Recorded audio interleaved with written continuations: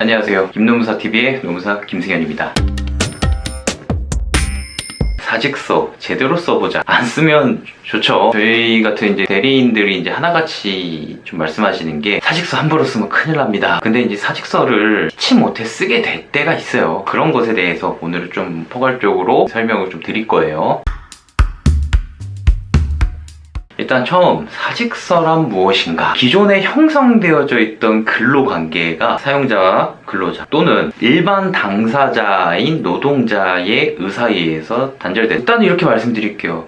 사직서를 요구받으셨을 때 써야 될 때 이렇게 생각하시면 돼요.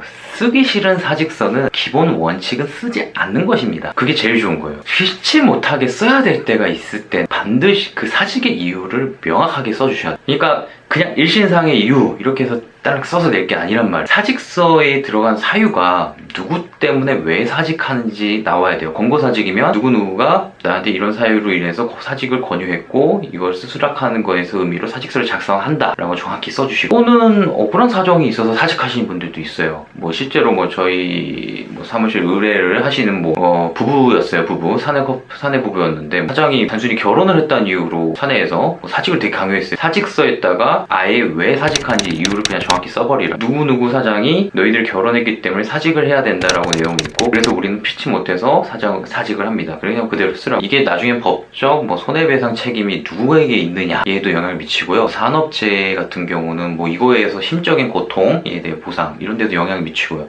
반드시 작성을 해야 돼요. 또 이런 경우도 있어요. 사직서를 너가 쓰는 게 형식적일 뿐이지 실제로 너를 자르려는 게 아니야. 그러니까 오늘만 써줘. 이렇게 요구하는 사직서도 있습니다. 실제. 근데 이거 정말 조심하셔. 이렇게 사직서 한번 써버리면요, 모든 펜은 다 뺏긴 거예요. 사직서 쓰고 딱 가져간 순간 사용자가 마음만 바꾸잖아요.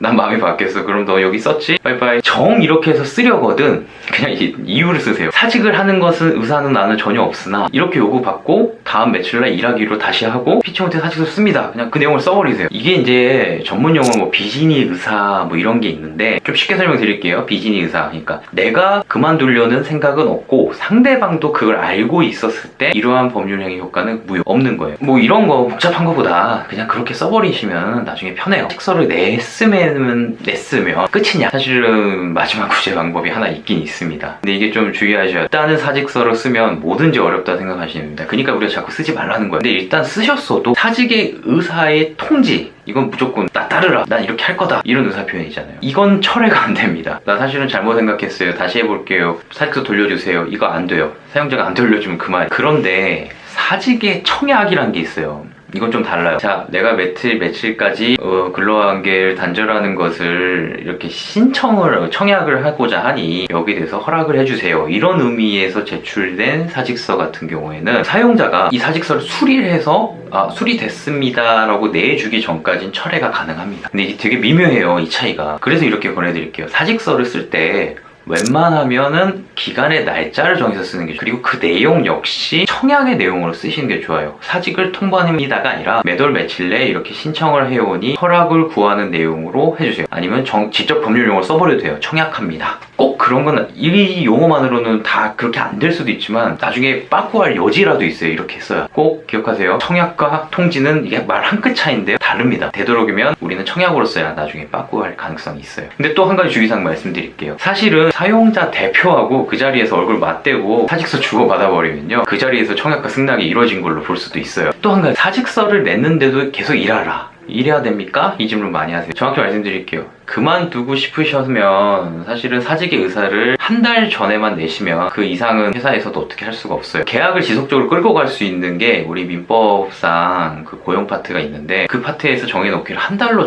회사에 따라서는 인수인계를 3달 전에 해야 된다 이런 것도 있는데, 일단은 법상 한 달로 정하기 때문에 여러분들이 한 달만 좀 유효하게 생각해 주시면 편해요. 근데 제가 팁을 한 가지 드리면, 사실 한 달 이전이라 하더라도 손해 발생이 애정이 돼 있지 않고 정말 나가야 되는 상황이 다 벌어져 있다면 사실은 우리가 헌법상 직업의 자유를 보장하고 있는 나라에서 퇴사한다 그래서 크게 문제가 있진 않습니다. 그래도 아무튼 한 달이라는 건 좀 기억해 주시고요. 그 다음에 또 한 가지가 있습니다. 효력이 없는 사직서. 아까 말씀드렸던 것 중 하나예요. 이런 경우 많이 있어서 그래요. 계약직들 같은 경우 이런 거 많이 하거든요. 1년 일한 다음에 사직서 낸 다음에 갑자기 2, 3일 뒤에 다시 입사해서 또 일하고 이걸 수년 반복합니다. 자, 이렇게 말해 드릴게요. 일하는 것이 애정돼 있는 사직서, 특히 기간이 짧으면 짧을수록 그건 사직으로 보기가 어려워요. 왜 이게 중요하냐면은 여러분들 근속 기간에 영향을 미쳐요. 퇴직금, 연차, 휴가, 각종 근속에서 받을 수 있는 뭐 이익들 이런 데서 차이가 나. 그 다음에 또 비정규직 같은 경우, 기간제 노동자들 같은 경우는 이 근속을 합해야 무기계약직 또는 정규직으로 전환이 될 수가 있기도 해요. 이게 되게 중요한 거예요. 그러니까 사직서 냈다고 끝이 아니에요. 사직서 내고 다음날 일하는 경우도 굉장히 많아요. 오늘은 좀 사직서에 대해서 좀 간단히 좀 알아봤어요. 하나면 쓰지 마세요. 이게 써면 이렇게 돌려놓기가 어려워. 그리고 정 써야 되겠거든. 오늘 설명한 내용 기억해서 잘 써주시는 게 중요합니다. 오늘 여기까지서 마치고요. 예, 이 내용 괜찮으셨나요? 좋아요, 구독, 예, 이것은 힘이 되고 저희가 또 새로운 컨텐츠를 제작할 수 있는 기반이 됩니다. 예, 오늘 여기까지서 좀 마칠게요. 김노무사TV의 김승현 노무사였습니다. 예, 감사합니다.